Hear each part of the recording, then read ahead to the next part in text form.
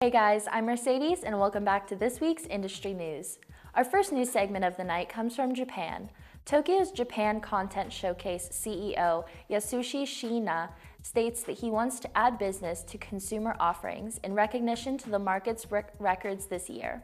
He states that the driving growth of the market is due to Tokyo itself and what people want to see coming from Tokyo, along with the company's move to the Ikebukuro neighborhood of the Japanese capital. Shiina also reports that the lack of sales in the Japanese film market centers around the content of the films being based on Japanese comics.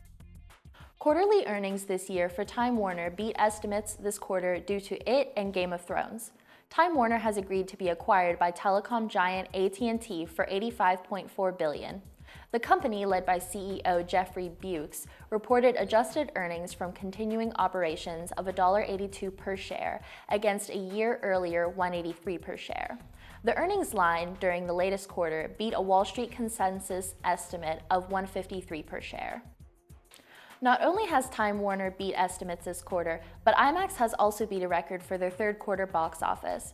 Thanks to the record third quarter revenue from Christopher Nolan's Dunkirk, IMAX has recorded $98.8 million in overall revenue on higher business from digital remastering of Hollywood movies and joint revenue theaters, compared to a year earlier $86.5 million in total revenue.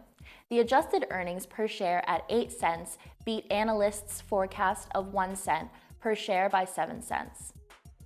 This last week, the longtime ABC executive Janice McGoff died at 68. McGoff held a high pedestal at the company, working with ABC for over 30 years, working with agents, performers, managers, and publicists. Throughout her career, she has worked for Max Factor, A&M Records, Century City, and finally got her foot in the door with ABC. After the merger of ABC with Walt Disney Company, she also oversaw talent involved with Disney Channel, Family Channel, and ESPN.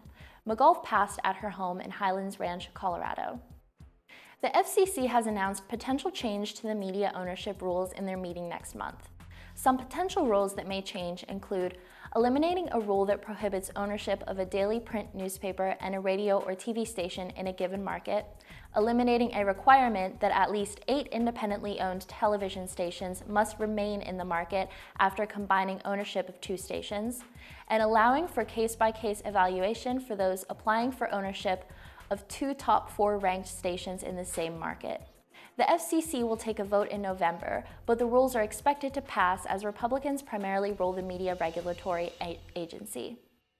Unfortunately, guys, that's the end of our show tonight, but if you want to see more, don't forget to follow us on Facebook and on Twitter at ENB_IUPTV for some behind-the-scenes clips and photos. Make sure to tune in next week for more of your favorite Hollywood news. See you then.